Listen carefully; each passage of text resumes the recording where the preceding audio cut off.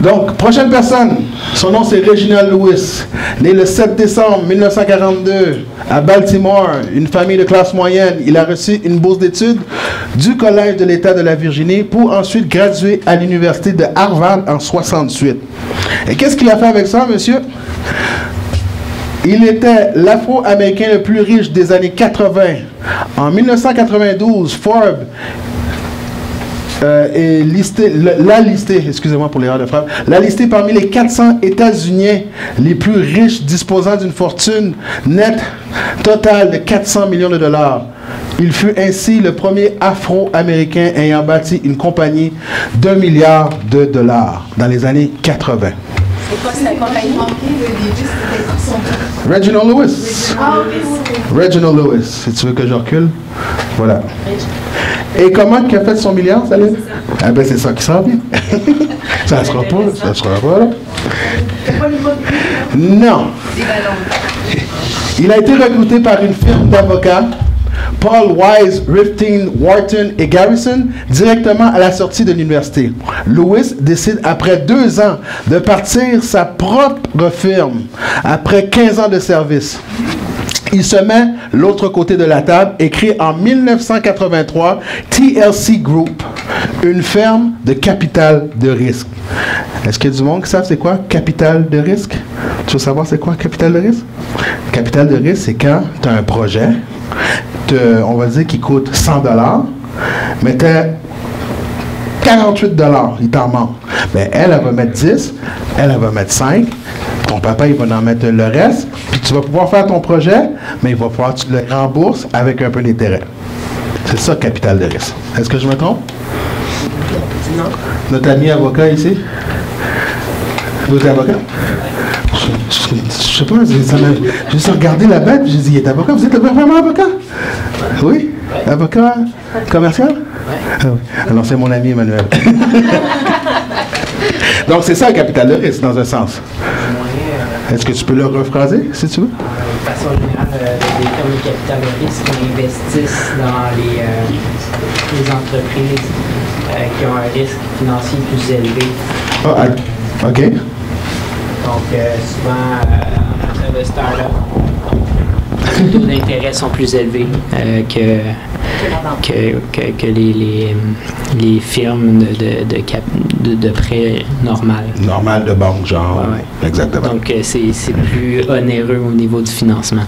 Onéreux, ça veut dire quoi? Donc, se financer auprès d'une firme de capital de risque, ça va coûter plus cher. Ça va coûter plus cher. Que les banques aussi. Que les banques, oui. Ça veut dire quelqu'un qui embarque là-dedans, c'est parce qu'il croit en son projet, ça, parfois. Oui. Exactement.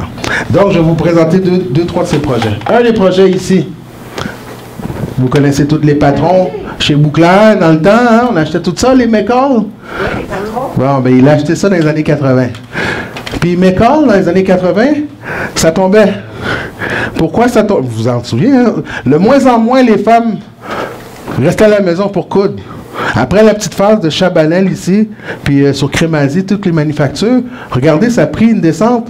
Les femmes allaient à l'école pour s'instruire, pour avoir un meilleur poste. Donc, il y avait moins de couture à faire à la maison. Mais lui, il a décidé de l'acheter à un moment où ce que ça tombait. Qui fait un sens pour quelqu'un qui a une vision, qui connaît un peu la business. Quand ça tombe, tu l'achètes, tu la remontes et tu la revends. Dans un sens, c'est ça? Alors, c'est ça qu'il a fait. Mais lui, quand il l'a acheté, il a donné une promesse qu'il va liquider certains départements. Mais il en a gardé un ou deux. C'était les Hallmark. Les 4 Hallmark appartiennent à la même compagnie. C'est le même groupe. So, lui a acheté tout ça. So, dans les édifices de McCall, il y avait les 4 qui se faisaient. Il faisait dans un autre département, lui, il a comme refoulé tout ça, puis il a continué à garder cette partie-là, puis il a liquidé d'autres parties de la compagnie. Il faisait des petits gadgets, des fils, des affaires comme ça. So, lui, il a tout liquidé ça, puis il a gardé les Hallmark. Puis après, il a vendu Hallmark. C'était une promesse quand il a fait l'engagement de prendre le capital de risque. Je vais tout le prendre, mais je vous promets que je liquide certaines. C'est pour ça qu'ils ont donné le financement dans un sens. Donc, c'est ça qu'il a fait. Reginald Lewis s'arrange pour ramasser $1 million de sa famille et amis pour compléter le 24 millions en prêts d'investissement institutionnel et à la banque d'investissement First Boston. Il réussit en 1 an de remonter la compagnie, libérant des frais fixes, utiliser la machinerie dans les temps morts pour faire des cartes de soins et engager des directeurs de sa compétition. Il était vraiment déterminé. Il dit, tassez-vous toutes, je vous ramasse, vous venez embarquer avec moi. So, ces actions, ça donne à des acquisitions immobilières de 6 millions que la compagnie est toujours propriétaire. Il revend McCall pour un retour de 90 à 1 pour les investisseurs. Les parts de Lewis étaient de 80,7% du 90 millions qu'il a vendu. Il a acheté 24 millions à 1 an, il l'a vendu 90 millions. Les autres produits? Tout le monde qui a été aux États-Unis connaît les bonnes Dane, temps des fêtes, le Peter Pan. Hein? On a tous connu ça un peu, on a tous été aux États-Unis. Le jus Tropicana. On a Tropicana au Canada, mais la division américaine et autrement, ça appartient à monsieur qui l'a acheté ici. Même situation. Il l'a acheté à Béatrice International. Les laits Béatrice, les fameux laits Béatrice, toute la même boîte. Tout ça, c'est à Béatrice Food ici qu'on explique, Béatrice International. Il renomma TLC Béatrice International, une agglomération de bouffe rapide, breuvage et d'épicerie. C'était à ce même moment la plus grande compagnie appartenant et dirigée par un Afro-Américain. Une transaction partiellement financée par la banque d'investissement Drexel Burnham Lambert. Pour réduire le montant d'emprunt des investisseurs, il laissera la vente de certaines parties dans la transaction. Ouais. Et il a écrit un livre. Quand il a décidé, regardez bien son visage. Regardez qu'est-ce qu'il est écrit. Un livre à succès jusqu'à maintenant. Un livre à succès jusqu'à maintenant. Pourquoi que juste les hommes peuvent avoir tout le fun? C'est pas une insulte, mais on est tous Et tout le cash. Et tout le cash aussi. C'est pas une insulte, c'est une réalité. Et il savait envers quoi qu'il faisait face quand il achetait des grosses compagnies comme ça. Tu sais, même, j'ai jasé de ça la dernière fois que j'ai fait la conférence l'année passée. Un ami à moi qui est haïtien, qui fait affaire avec des Juifs, puis un peu, il m'a donné l'autre côté de la médaille parce qu'ils veulent aller rencontrer en Floride. Puis il se dit, ils sont tous relax. Ils n'ont pas de stress. Moi, je sors de Pierrefonds.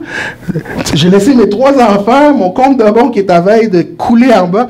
Puis là, moi, je m'en vais à Miami, tout énergétique, tu sais, prouver mon point, en feu. Il arrive là, tout le monde est relax sur le bord de la plage. Tous les white dudes. Mais lui, il a compris ça, puis même il l'a dit dans une interview que j'ai regardé sur lui, il dit, des fois quand je rentrais dans un bureau d'investissement, il dit, la façon, le ton, tu sais, des fois, tu n'as pas besoin de dire grand-chose, hein, mais tu le sens, là, comme, t'es comme une mouche ici, là, puis il dit, merci de me rappeler. Merci de me rappeler. Puis il continuait à faire ses investissements, puis ça ne l'a pas arrêté. Ça ne l'a pas arrêté du tout. Il aurait pu brailler, s'asseoir, dire la vie est finie, oh mon Dieu, ils m'aiment pas, je suis comme un problème pour eux. Non, merci de me rappeler. Me m'aiguiser un peu, je reviens. Bouge pas, je reviens. Et c'est ça qu'il a fait tout le long de ces différents projets-là. C'est pour qu'il a écrit ce livre-là. Vous marquez son nom, Reginald Lewis, sur YouTube, vous allez voir ses interviews. J'ai jamais vu un gars sourire autant que ça. Et c'est un gars vraiment stressé, là, pour les autres choses que j'ai vues, les compagnies, toutes les industries, les manufactures. J'étais comme, wow. Donc, c'est Maria et Filipinos. Ils ont eu 2 merveilleux enfants. Et il est décédé en 91. 91-92. Non. J'ai essayé de rejoindre ses filles, mais c'est vraiment pas possible. Mais comme on dit, on est toujours à 7 degrés de qu'est-ce qu'on a besoin dans la vie. Donc, à un moment donné. Donc, le voilà ici. Et une personne qui fait partie du comité administratif de ces investissements depuis qu'il est décédé, c'est notre ami le rappeur et investisseur et producteur et cinématographe et tout ce qui est Puff Daddy. Est-ce que les gens ne connaissent pas Puff Daddy? Sur lui, c'est vraiment un homme d'affaires accompli. Beaucoup de rappeurs dans les années 90 à succès, les années 2000 ont passé par lui. Donc, il fait partie du comité de tous les projets de TLC. Il a reçu une plaque honorifique. Lui, il a un diplôme en affaires. de l'Université de New York. Un rappeur super cool avec un diplôme. Il y en a plein. Plein. Et c'est d'origine haïtienne. Parce qu'il y a beaucoup de choses qui manquent dans l'histoire des Amériques.